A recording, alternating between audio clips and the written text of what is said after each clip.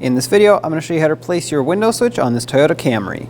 This will apply to the front passenger door as well as either of the two rear doors. The procedure and the switch are exactly the same. Let's get started. To start, we need to lift up the switch panel here, take a plastic trim tool, stick it underneath and try to pop it up. I'm using plastic so I don't damage the surface here.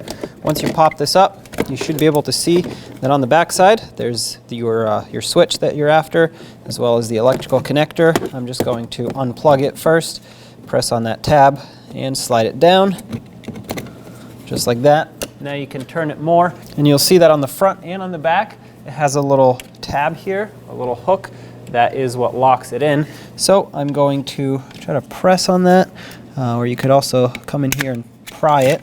And while I'm doing that, I'm pressing it through from the back side, or I guess that would be the front side, so that I can do this and pry it out, and do the same over here.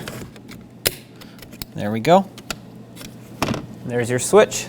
Take your new switch, make sure you put it in the same orientation, not that you could put it on backwards because it won't fit, but press it on until it clicks, front and back, plug it in,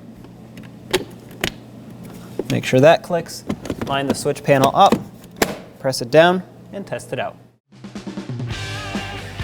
When only the best will do, demand TRQ, the only company that lets you view before you do. TRQ is committed to offering the highest quality aftermarket auto parts that are engineered for peace of mind. Thanks for using and viewing with TRQ.